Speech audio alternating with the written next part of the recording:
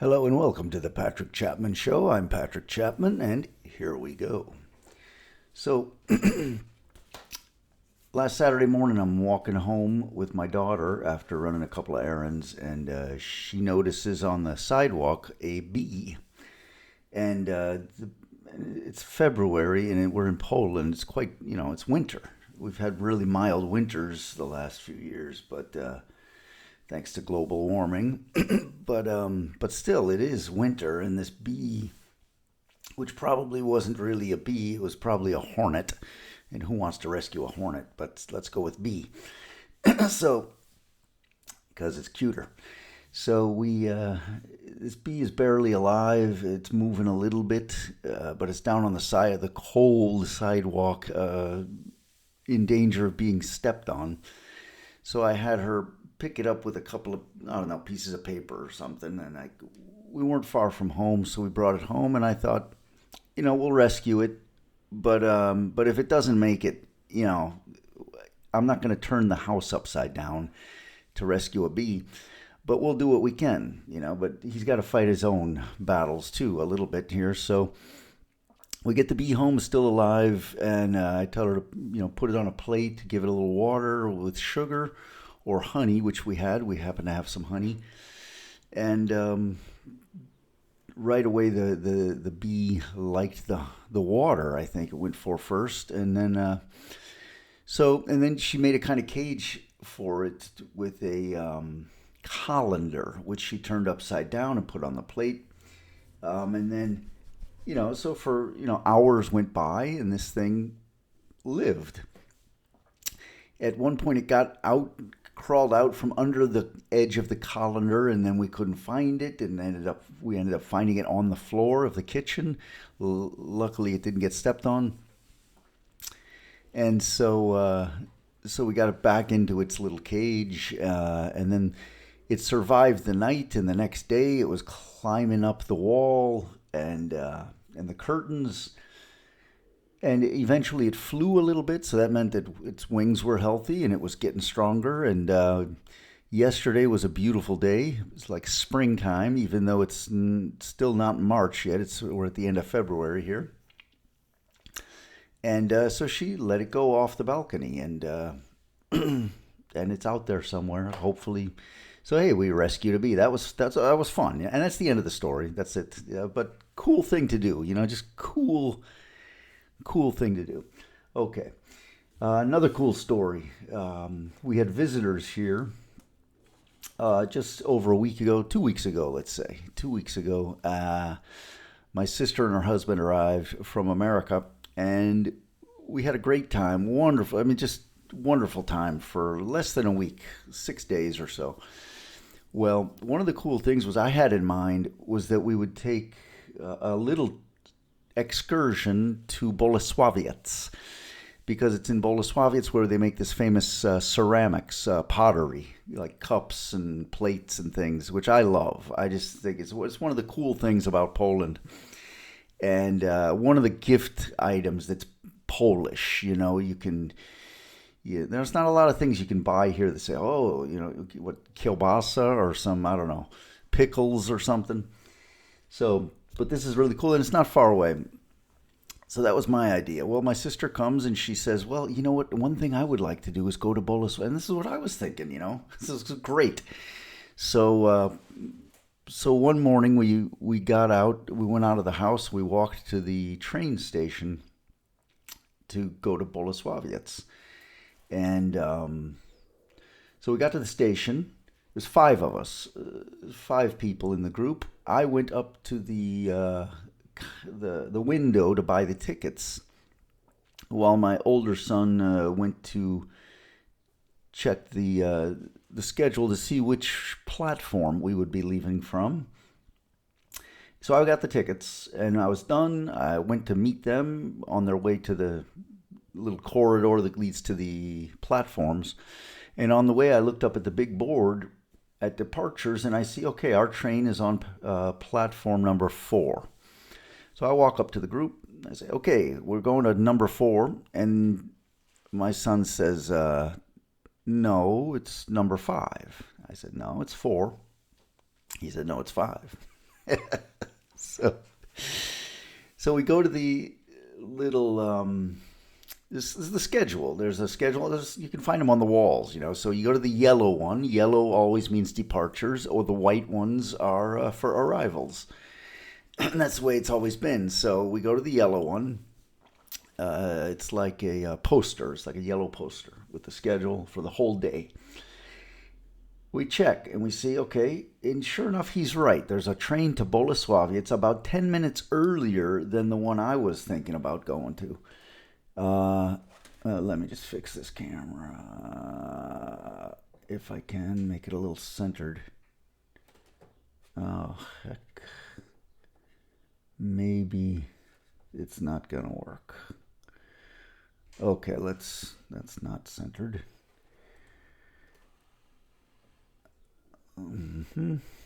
Okay, so we're at the train station. We're going up. We're trying to figure out which platform. He says 5, I say 4. We check the schedule. Sure enough, there's a train going 10 minutes earlier than the one that's on number 4. So, and I'm thinking, well, okay, that happens. Sometimes you got 2 trains running nearly the same time. And it says it clearly. So we go up to number 5 because I'm like, hey, we'll take the earlier one. We go up to the platform, and there's a workman up there. He's not a conductor, but he's like a maintenance guy. And there's a train on the track. There's a train sitting, waiting on the platform. And that looks like our train. And I say, does this train go through Bolesławiec? And he says he doesn't know. Well, on the side of the train, outside, there's a display window, and it's got the cities running across, where it goes.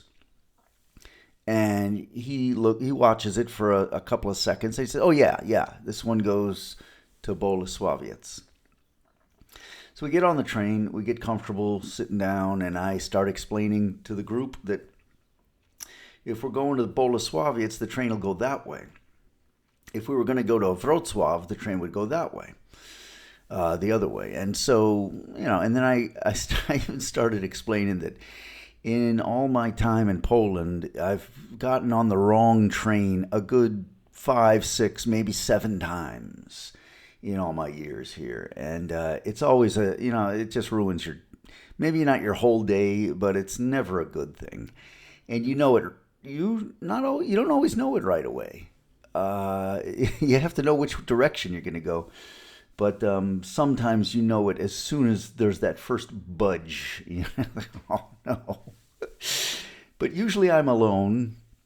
And, a man alone can handle himself. But now I'm trying to entertain guests from America, right? So sure enough, other people get on the train. We're getting loaded up. So it's obviously a real train that's going somewhere. But as soon as it budges, it goes towards Wrocław. And here we go. We're on the wrong train. So then the immediate plan is always, okay, get off at the first stop, obviously, catch the next train coming back, which hopefully won't be long, and, rewrite your ship, let's say. Well, we go, and in this case, the train doesn't go the normal way on the main line to Wrocław. It turns and goes to the first stop is actually in the city, in the middle of the city. Well, not the middle because we're in the middle, but not even to the outskirts. It's like between the edge of the city and the middle of the city. So we get off at that station. I check the trains going back. There's not one for over an hour, maybe 2 hours, because it's not a common line. It's like a side track. So we quickly make the decision to walk the whole way back to the station. It's a good long walk, but I'm a walker, and we all are, and it's not a problem, except my feet are sore. I had really sore feet, especially one, I don't know if it's called the plantar tendon or whatever. It's like right on the bottom of the foot, like right on the bottom of the foot. One foot, the left foot, is like super sore from just walking a lot. But okay, it's a beautiful day. We walk back to the station. We get there. We still got another hour until the next train to Bolesławiec. And so I go to the board to check, how did we make this mistake? What happened? I look at the board and I read it carefully, and it turns out it's not Bolesławie, it's Bolesławice. Who knew there was a town called Bolesławice? So if you don't read all the way to the end of the name, all the, my camera is bugging me, and I'll tell you why. A little side story. This is my right hand, and if I move to the right, it's moving to the left in the camera. I wonder if there's a way to fix that. Anyway, I'll have to talk to my producer. I'm the producer. Anyway, so there is a town called Bolesławice, and that's where we were headed, not Bolesławiec. Anyway, but let me tell you about the day a little bit. So we end up getting there. We have to, when we get off the train finally, turned out to be a good day. Of course, we get off. I had been to Bolesławiec before, but I don't know the city. It'd been many years since I'd been there, and I only walked around downtown a little bit. I don't know that city well. So we get off the train at the station, and I get my phone out with Google Maps or whatever, and we're trying to find our way to the shop where they sell this pottery. And so when you don't know, when you haven't been to a place before and you're walking or even driving, you don't know the distance, and the distance seems longer just because you haven't done it before. So if you have to walk a mile, it just feels like a longer mile than if you've done it before. And you're like, oh yeah, I know exactly how long it is. So we don't know where it is or how long, and I'm following my phone. And of course, at one point we make a wrong turn, and then we got to go back. And like I said, my feet are hurting. So it seemed a little bit long, but it wasn't that long. And the cool thing about that is now I know that I can get there from my house in about an hour to that shop. I can get to that shop in 1 hour if I time it right and get on the right train. So it's not that far away, and I like that. That's because it's a cool thing to do. So we get there, and we do our shopping. That's what we went for. And we're looking around the shop, and I could have bought a lot of stuff. I mean, there was just great, wonderful things, if you like that kind of thing, And I'm at an age where, I remember when I was about 40 and talking to my friend we're at his apartment, and we're talking about, they got this a lot of crystal items like glasses and shot glasses and things in a cabinet in the living room. And this used to be typical in Poland.